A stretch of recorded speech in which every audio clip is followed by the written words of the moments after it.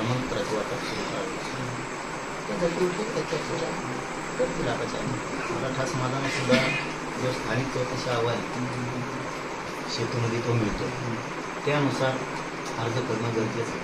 मराठा समाजाने सुद्धा ते अर्ज तातडीनं करावे. मग ते तुमचं पुढं असेल, तुमचं समानात्मक असलेलं असतील, या पद्धतीने स्थानिक चौकशी अहवालानुसार जो शेतूमध्ये मिळतो वारंवार मी समाजाला सांगतो त्यानुसार तुम्ही अर्ज करा. त्यावरती चर्चा झाली आणि त्यांनी सांगितलं ज्याप्रमाणे सोयीस्कर होणार मग काय पाहिजे. आणि सातारा संस्थांचं पण सांगितलं तोही अहवाल स्वीकारत होता. 1 महिन्याचा वेळ घेतला होता. 2 सप्टेंबर 2 ऑक्टोबर 1 महिना पूर्ण होऊन गेला.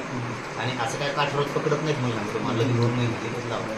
किंवा तुम्हाला अहवालचा अभ्यास राहिला असेल सातारा संस्थांच्या, कोल्हापूर गॅजेटच्या, पुणे गॅजेटच्या आणि संस्थेचा राहिला 3-4 दिवस अगोदर पण अहवाल घ्या आणि तो पण जे तुम्ही होते पण काढा. हैदराबाद गॅजेटचा जे आहे त्यानुसार जे नोंदी भेटत आहेत किंवा त्यांना प्रमाणपत्र देण्यात येतं त्याचं ते अडचण येत आहे. त्या संदर्भात ते बोलले जाते.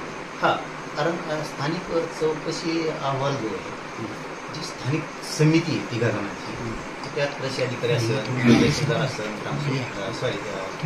तलाठी असेल आणि ग्रामसेवक असेल. गावागावात आणखी मराठवाड्यात ते आपण नियुक्त आहे. काही बुलढाण्याचा भाग येतो निजाम स्टेटमध्ये, काही सोलापूरचे जवळपास मला वाटतं 70-80 गावं येतील ते पण घेणं गरजेचं आहे. आणि समित्या पण गठीत करणं गरजेचं आहे गावागावाच्या. काही जवळ केल्यात असं म्हणणं त्यांचं काही जागेवर नाही तर आम्ही ते आता प्रत्यक्ष फोन लावून त्यांना ते सिद्ध करून देऊ. त्याच्यामुळे आता ते तातडीनं आयुक्त साहेबांना त्यांना आता त्यांच्या उपसमितीच्या धर्तीवरच्या ताबडतोब आदेश काढून सांगते गठीत करा. पण माझंच मराठा समाजाला सांगतो की आपला जो JR निघाला हैदराबाद गॅजेटचा त्या JRच्या अनुसार स्थानिक चौकशी हवा आहे प्रत्येक शेतूवरती मिळतो. त्यानुसार सगळे कागदपत्र जमा करून कुणबी प्रमाणपत्र मिळण्यासाठी अर्ज करा. तहसीलला करा, तहसीलला नसेल तर तुमच्या गावातल्या तलाट्याकडे, ग्रामसेवककडे करा, कृषी अधिकाऱ्याकडे करा, गावात करा, पण करा. तुम्ही आता गप बसू नका. कारण आपल्याला हे टिकवायचं. आपल्यावर जाणारे लोक खूप आहेत मराठ्यांवरती. मराठ्यांना शत्रू पण खूप येतात. मराठ्यांना खूप शत्रू आहेत. आमचे लेकरं बाळ कोणाला मोठे होऊ देवा.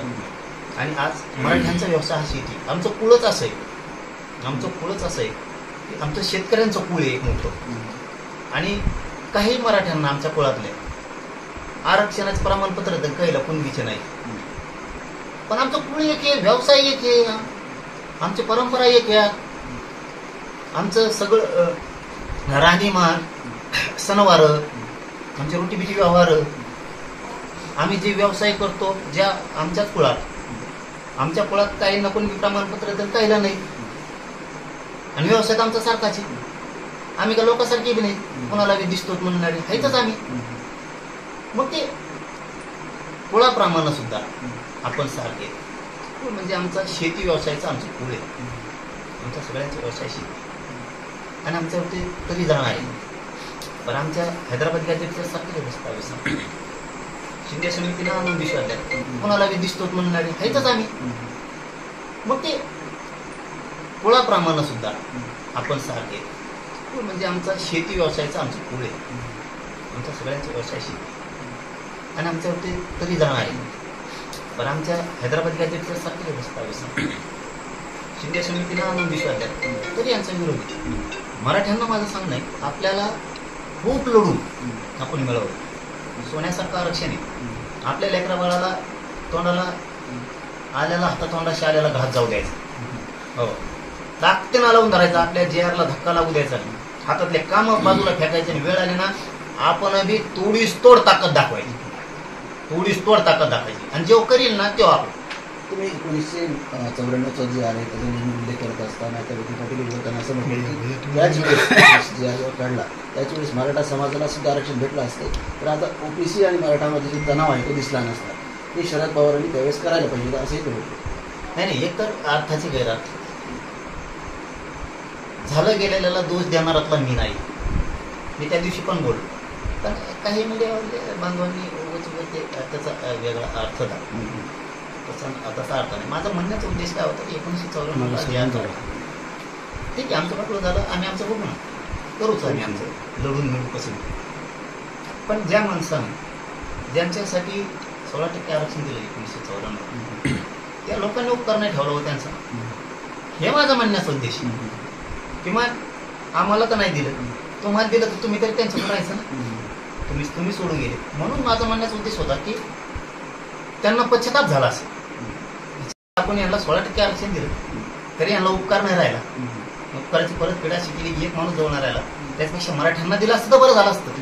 हे त्यांना आता पश्चाताप येत असत. हा, मी त्याची बोलण्याचा प्रयत्नच तो आहे एखाद्या वेळेस. आणि खरंच येत पण असं, मी ज्या माणसांना आरक्षण दिलं 16%, ते लोक आज कचाकच आपल्या विरोधात बोलून घालणार शिवाय देते. काय अधिकार आहे तुम्हाला त्यांना शिवाय द्यायचा? ज्या माणसाने तुम्हाला आरक्षण दिलं त्याला तुम्ही हे साधं नाटक आहे काही. आणि मग त्यांना पश्चाताप येत असेल ना. ज्यांना दिलं तेच आपल्या बरोबर नाही, त्याच्यापेक्षा मराठ्याला पण दिलं असतं तर बरं झालं असतं असं पश्चाताप येत असेल. असं म्हणणे आता 94 झालं गेलं ते आता त्या विषयात उकरून काढण्यात मजा नाही. पण जे वाटलं ते खरंय. कारण छगन भुजबळ मोठा करणारे तेच, आरक्षण बी देणारे तेच, आणि आज ते सोबत नाही. कोणत्या जाती त्या 16% आरक्षणात बसल्या, त्या जातीला तरी पवारसाहेब उपकार म्हणायला पाहिजे होता ना. काय चुकीचं बोललोय त्यांच्यावर? काय टीका केली का मी? तरी पण त्यांचा अनिल देशमुख काय माझ्या विरोधात बोल आधी, तेव्हा मी बोललोय. नसता मी आतापर्यंत त्याचं नाव सुद्धा घेतलं नव्हतं. 1994 जे अर्ज, त्याला काय बोलायचं? त्याचा काय संबंध आमच्यामध्ये बोलायचं? आमच्या आरक्षणात येऊ नका, मराठ्याला पण मिळू नका, असं काहीतरी बोलला. मी काय बाहेर बघितले नाही. काय करत अनिल देशमुखला बोलायचं? करायचं काय त्याला? आम्ही आतापर्यंत पवारसाहेबांचं नाव घेतलं का? त्याला काय बोलायची गरज होती? तो बोलला ना, आम्ही बोललो. आधी आम्ही बोलत नाही. गैरसमज करणाऱ्याने भूतच गैरसमज करून नाही. मी आणखी सुद्धा पवारसाहेबांवर टीका केलेली नाही. आणि तुम्ही लई येड्या करायला लागले तर मला मग बाखळा काढावा लागल. मग ते सुद्धा क्लिअर सांगतो. मग तुमचे इतकं वाखळा गाबा मग कोणाकडेच नाही इतकं माझ्याजवळ. आम्ही केलंच नाही. आम्ही फरक सांगितलं. हे त्यांच्या कार्यकर्त्यांनी, माकडा मोकडांनी, चिलटा खाणाऱ्यांनी त्या समजून घेणं गरजेचं. मी बोललोय का 1994चा JR काढला, आरक्षण दिलं गेलं, आमचं होतं ते दिलं गेलं आरक्षण. पण ज्यांना दिलं त्यांनी तरी त्यांच्या बाजूने आयुष्यभर राहायला पाहिजे. ते सापाला दूध पाजल्यासारखं झालं.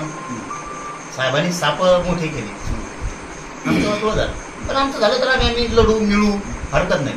तुम्ही तरी त्यांच्याकडून राहणार. म्हणून माझा बोलण्याचा उद्देश होतं की साहेबाला पश्चाताप येत असत. ज्यांच्यासाठी आपण दिलं ते आपल्या बाजून नाही आलं, त्याच्यापेक्षा मराठ्यात दिलं असतं तर बरं झालं असतं. असा त्याचा बोलण्याचा उद्देश होता. दुसरा विषय असा की तुम्ही मराठा समाजाच्या समितीच्या माध्यमातून आपण सापडल्या कुठेतरी ओबीसी समाज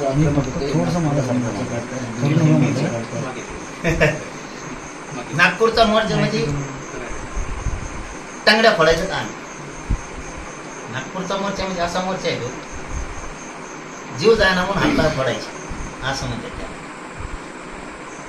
त्याला एक जुनी मनबी मी परवा दवाखान्यात सांगितलं, झोपेतून उठला आणि पिठात नव्हतला.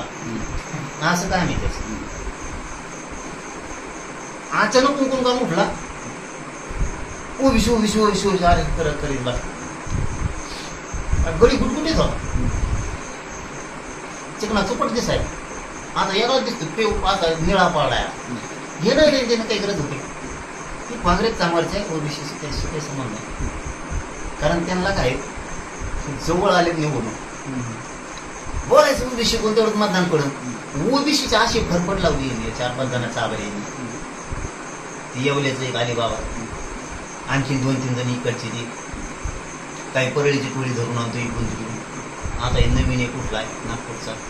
अशी 5-7 जणांनी काय केलंय, यांच्यात लागली रेस. निवडणुका जवळ आल्या, आम्ही ओबीसीच्या आरक्षणासाठी भांडलो असं मत दाखवायचे का? तू ओबीसी आरक्षणासाठी नाही भांडलो, तुला मतदान किती पडेल यासाठी भांडतात तुम्ही. तुमची फक्त मरमर श्रेय घेण्यासाठी चालली, नेतृत्व बनण्यासाठी चालली. ओबीसीला तुमच्याशी काही घेणं घेणार. कारण गोरगरीब ओबीसीला सरळ वाटतंय, नोंदी निघाल्यात